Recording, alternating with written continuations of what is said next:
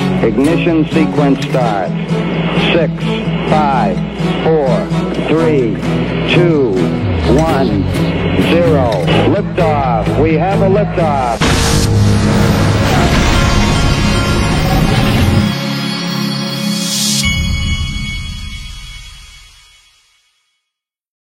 Everybody, this is the Digital Asset Investor, and today I wanted to take a step back and look at the world, the financial world that we live in and have lived in briefly, to make you understand why crypto is revolution. And I want to make the point that XRP and digital assets represent financial truth and honesty, and really they represent forced financial truth and honesty, because being decentralized is all about, I say forced because there is no way around it. It's once it's incorporated into the world, the middleman can't just insert himself any longer. It's forced in that he can't stick his hand in there, because all of a sudden one of those nodes or servers or whatever you want to call them is going to keep that hand in check. And so I wanted to just take a stroll and I just wanted to go over a couple of reasons why we, as in the financial world, and why we as citizens of the world have lost our faith and no longer want the middleman, and why digital assets and all came about in the first place. I'm showing you here. This is a recent article. How ex-JP Morgan silver traders guilty plea could boost manipulation claim against the bank. Well, of course it can. Here's a guy who, he didn't just say that he manipulated the silver market. He said that he was told to do so by his supervisors. And this has been rumored for the last 10 plus years. And just now CNBC's putting it in an article. This isn't old news. This is that people have been saying that JP Morgan was manipulating the silver market for years and years. And now all of a sudden it's news to CNBC. Moving along, I wanted to point out another. Goldman Sachs cheated Malaysia over 1MDB, Dr. M says. This is from the U.S. Justice Department has said about 4.5 billion was misappropriated for 1MDB, including some money that Goldman Sachs helped raise by high-level officials and the fund and their associates from 2009 to 2014. And what they're talking about is the U.S. investment bank Goldman Sachs has been under scrutiny for its role in helping raise funds through bond offerings for One Malaysia Development BHD, which is the subject of corruption and money laundering investigations in at least 6 countries. And Malaysia is basically saying, you cheated us, we want our money back. And so, but these are just a couple of little examples of some of the things that, now do you think that anybody maybe some peon in one of these huge companies will be prosecuted, but it's not going to be the people who really need to be. Next. Okay, I want you to really put this in perspective. This is an article from April 25th of 2010. It says the national debt and Washington's deficit of will. Okay, and they're talking about Bill Gross, and this is Bill Gross talking. Bill Gross started PIMCO funds. He's one of the smartest guys in finance. And he's talking about the national debt. It says Gross is a bottom line kind of guy. He doesn't seem to care if the debt is the fault of the Republicans or the Democrats, the Bush tax cuts or Obama stimulus. He's simply worried that Washington's habit of spending today the money it hopes to collect tomorrow is getting worse and worse. It even has elements of a Ponzi scheme, Gross told me. In order to pay the interest and the bill when it comes due, we'll simply have to issue more IOUs. That, to me, is Ponzi-like, Gross said. It's a game that can never be finished. And here's the part I really want you to see. First, I want you to understand, yeah, of course it's a Ponzi scheme. It's the greatest Ponzi scheme of all time. But this is the part I really want you to see. It says the national debt, which totaled $8.3 trillion as of a few days ago, not even counting the trillions owed by government to Social Security or other pilfered trust funds, is rapidly becoming a dominant political issue in Washington. Well, I wanted to make that point to tell you that this was in 2010. And in 8 short years, that $8.3 trillion has become over $21 trillion. That money will never be paid off.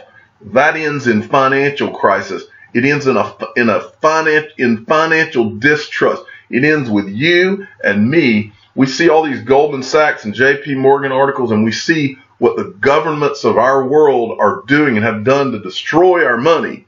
And we see this, and at some point, their lack of honesty and their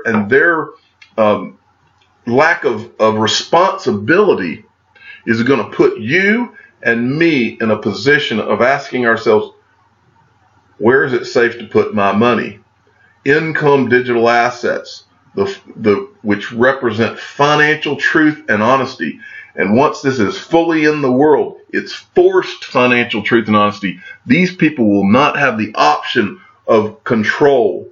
That control is gone once you have this. That's why you keep hearing this word, decentralized, decentralized, decentralized, because decentralization takes that middleman out, cuts his legs out from under him. And that's exactly what this world needs. And that's what the world's getting. Moving along.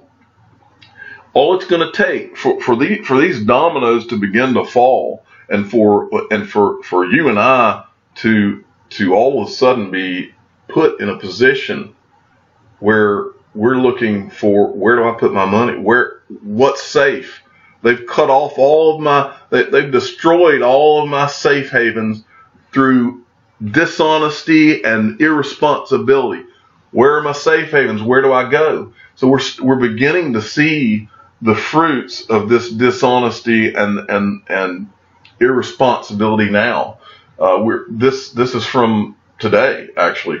Weekly mortgage applications dropped 3.2%, hit by tanking stocks and rising rates. And then you see this. U.S. consumer prices increased 0.3% in October. Inflation, people, inflation. And then this article today, this is Market Watch. In a chaotic 2019, gold will be the best house in a bad neighborhood. Now, that's what they're saying now on Market Watch, but I've told you many times before, I think gold will benefit, but I think that digital assets will benefit far more for a couple of reasons. First, because they have more advantages than gold and silver, but second, it's the first new asset class in over 100 years, and because of that, the money will have to flow in there, and the new shine of digital assets will hit the mainstream, and it will be more of a frenzy than you can even imagine. But I wanted to read you a little snippet out of this about why they're saying this. They talk about how gold's been a tough investment since 2012. Now they're talking about a guy who's making this prediction. It says he predicts a capital preservation trade will grip the world in 2019, reviving currency wars, which will boost gold's safe haven allure. And the trigger for all this will be a rise in U.S. unemployment and the realization by markets that the Fed has made a policy mistake by going too far with interest rate hikes, which Weston says could hit in the second quarter of 2019. Now, where I disagree with him, he says the Fed has made a policy mistake by going too far with interest rate hikes. I think the Fed made a policy mistake by when they have kept interest rates at almost zero for over 10 years, creating the false impression of a good worldwide economy. It's a lie, and they ought to be ashamed of themselves what they've done, because they have set this country, the world up for a disaster. But guess what? We're in digital assets that are going to benefit from the disaster. I hate that a disaster is coming, and they ought to be ashamed, and it's awful. But digital assets, the new asset class, the new safe haven, will benefit. Write it down. Moving along. This is from, I may have covered this the other day, but it's worth repeating. Investors say U.S. debt will end up in a Bitcoin and crypto boom. Now, they're quoting the guy that's Shapeshift CEO, Eric Voorhees. When the next global financial crisis occurs and the world realizes organizations with $20 trillion in debt can't possibly ever pay it back and thus must print it instead, and this fiat is doomed, watch what happens in crypto. And that's what the digital asset investor says to you as well. Watch what happens in crypto when the fear really sets in and the people really truly realize how they have been screwed by these governments of the world and by the financial system of the world, and that it's all been built on a lie, a debt lie. Watch what happens. Now, I want to show you a tweet from Stephen Diep. He took a little break. Welcome back, Stephen. At DIEPSANH, he puts all kinds of great video snippets on Twitter, so follow him if you don't now. This is from Susan Athey, one of the director at Ripple, and it's a little clip where she says banks are plugging into RippleNet to form their own network so that they don't have to go through SWIFT. And so really what I'm getting, and she specifically mentions the Middle East, where Ripple just opened up an office in Dubai, and we've talked about how Dilip Rayo, I think that's how you say it, the guy that works at Ripple, how he's making so much progress over in the Middle East. Well, the reason is SWIFT is a part of what represents the distrust in the financial system, if you really want to sum it up. Now, I told you about what was going on in Iran. Well, Iran is ground zero of the distrust in SWIFT. Regardless of what you think of Iran, whether you think they're in the right or the wrong, Iran represents what the world is going through and is going to be going through. But part of it is because the U.S. has been the world's reserve currency for so long. But there is an overall distrust of the U.S. and the status as the world reserve currency and SWIFT and all of that.